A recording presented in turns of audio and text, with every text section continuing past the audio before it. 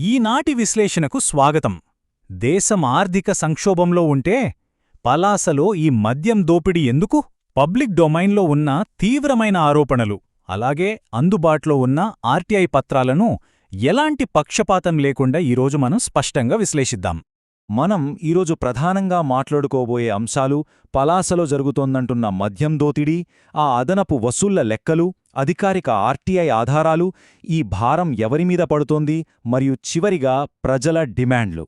మొదటి విభాగం: పలాసలో మద్యం దోపిడీ ఆరోపణలు.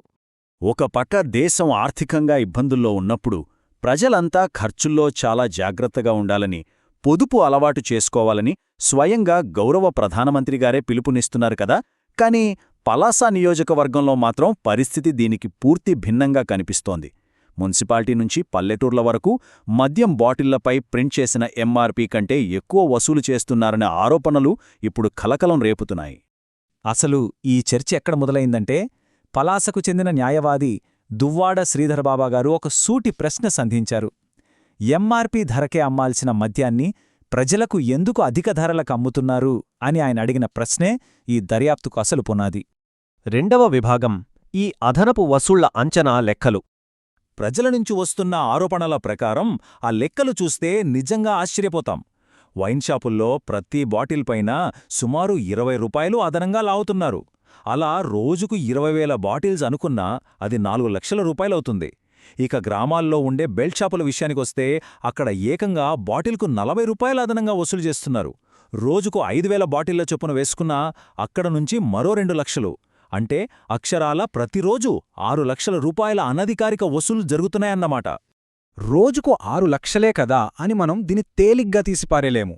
ఇది కాలానుగుణంగా ఎలా పెరుగుతుందో చూద్దాం. రోజుకు 6 లక్షల చొప్పున ఒక నెలకు అది ఏకంగా 1,80,00,000కు చేరుతుంది.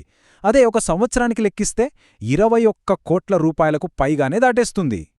ఒకసారి దీర్ఘకాలికంగా ఆలోచిద్దాం. ఇదే ట్రెండ్ ఇలాగే 5 ఏళ్లు కొనసాగితే ఈ మొత్తం వసూళ్లు ఏకంగా 100 కోట్ల రూపాయల మార్కును కూడా క్రాస్ చేస్తాయి. బాటిల్ మీద తీసుకునే ఆ 20 లేదా 40 రూపాయల వెనకాల ఇంతటి భారీ అనధికారిక ఆర్థిక సామ్రాజ్యం నడుస్తోందని ఈ ఆరోపణలు స్పష్టం చేస్తున్నాయి. మూడవ విభాగం: ఈ వ్యవహారానికి సంబంధించిన అధికారిక ఆర్టీఐ ఆధారాలు. ఇవన్నీ కేవలం ఆరోపణలేనా, లేక ప్రభుత్వ ఆధారాలు ఏమైనా ఉన్నాయా అని చూస్తే, ఈ వాస్తవాలు రాబట్టే క్రమంలో ఫిబ్రవరి 23న ఒక సమాచార హక్కు దరఖాస్తు దాఖలు చేశారు. దానికి స్పందిస్తూ మార్చి నెలలో ప్రొహిబిషన్ అండ్ ఎక్సైజ్ శాఖ వారు అధికారికంగా లిఖితపూర్వక సమాధానం కూడా ఇచ్చారు. మరి ఆ ఆర్టీఐ సమాధానంలో ఏం చెప్పారో తెలుసా? చాలా క్లియర్ కట్గా చెప్పారు. ఎంఆర్పీ కంటే ₹1 ఎక్కువ ధరకు మద్యమమ్మినా అది పూర్తిగా చట్టవిరుద్ధమే అని తేల్చేశారు. అసలు గ్రామాల్లో బెల్ట్ షాపులు నడపటం ఇల్లీగలని, అదనంగా 20 లేదా 50 రూపాయలు వసూలు చేయడానికి ఎక్సైజ్ శాఖ ఎలాంటి అనుమతి ఇవ్వలేదని కుండబద్దలు కొట్టారు. ఎవరైనా ఇలా చేస్తే 14405 టోల్ ఫ్రీ నంబర్కు ఫిర్యాదు చేయొచ్చని కూడా స్పష్టం చేశారు. ఇంకా గమనించాల్సిన విషయమేంటంటే, పలాస, వజ్రపు కొత్తూరు పరిధిలో చట్టబద్ధంగా అనుమతి ఉన్నవి కేవలం 16 వైన్ షాపులు, 3 బార్లు మాత్రమేనని ఈ డాక్యుమెంట్ స్పష్టం చేస్తోంది. దీన్ని బట్టి చూస్తే పల్లెల్లో ఎక్కడ పడితే అక్కడ ఇష్టారాజ్యంగా నడుస్తున్న బెల్ట్ షాపులన్నిటికీ ఎలాంటి అధికారిక పర్మిషన్ లేదని ప్రభుత్వ లెక్కలే స్వయంగా అంగీకరిస్తున్నాయి. నాలుగవ విభాగం: ఇంత జరుగుతున్నప్పుడు అసలు ఈ భారాన్ని మోస్తోంది ఎవరు? ఈ అనధికారిక వసూళ్ల భారమంతా కూడా అట్టడుగున ఉన్న వర్గాలపైనే పడుతోంది. పొలాల్లో కష్టపడే రైతులు, రోజువారీ కూలీలు, ఎప్పుడో కాని పని దొరకని కార్మికులు, ఉపాధి లేక ఉద్యోగాల కోసం తిరుగుతున్న యువత, అలాగే సామాన్య మధ్యతరగతి కుటుంబాలే ఇక్కడ ప్రధాన బాధితులు. పబ్లిక్ డొమైన్లో వైరల్ అవుతున్న ఈ ఇన్ఫోగ్రాఫిక్ చూస్తే పరిస్థితి ఏంటన్నది స్పష్టంగా అర్థమవుతోంది. ఎవరైతే తమ రోజువారీ ఖర్చులకే ఇబ్బంది పడుతుంటారో ఖచ్చితంగా వాళ్ల జేబుల్నుంచే ఈ అనధికారిక ఛార్జీల రూపంలో రోజూ లక్షల రూపాయలు తరలిపోతున్నాయి. ఇదే ఇక్కడ అత్యంత ఆందోళన కలిగించే విషయం.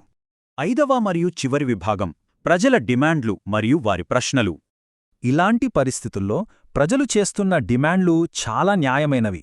ప్రతి మద్యం బాటిల్ను కేవలం ప్రభుత్వం నిర్ణయించిన ఎంఆర్పీ ధరకే అమ్మాలని, గ్రామాల్లో ఈ ఇల్లీగల్ బెల్ట్ షాపులనేవి లేకుండా పూర్తిగా నిర్మూలించాలని కోరుతున్నారు.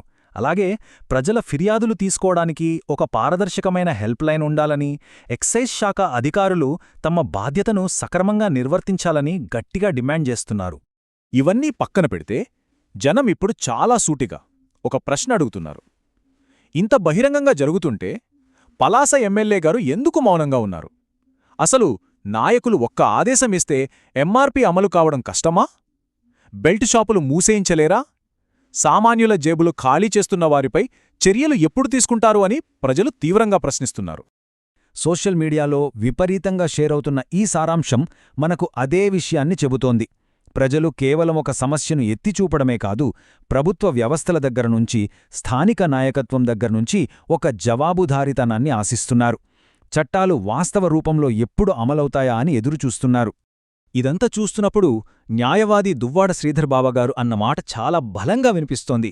ప్రజల బలహీనతను ఒక ఆదాయ వనరుగా మార్చేస్తున్నారు అని ఆయన అన్న ఆ మాట అక్షర సత్యమనిపిస్తోంది. ఒక వ్యసనాన్ని ఆసరాగా చేసుకుని దాన్ని ఒక భారీ అక్రమ వ్యాపారంగా మలుచుకోవడమనేది ఇక్కడ స్పష్టంగా కనిపిస్తున్న నైతిక ఉల్లంఘన. పలాస ప్రజలు ఇప్పుడొక సమాధానం కోరుకుంటున్నారు. ముగింపుగా మనమందరం ఆలోచించాల్సిన ఒక బలమైన ప్రశ్న ఇక్కడ మిగిలిపోయింది. అదేమిటంటే, అసలీ ఎంఆర్పీ చట్టమనేది నిజంగా ప్రజల కోసం ఉందా, లేక కేవలం అధికారుల ఫైళ్లలో కాగితాలకే పరిమితమైపోయిందా?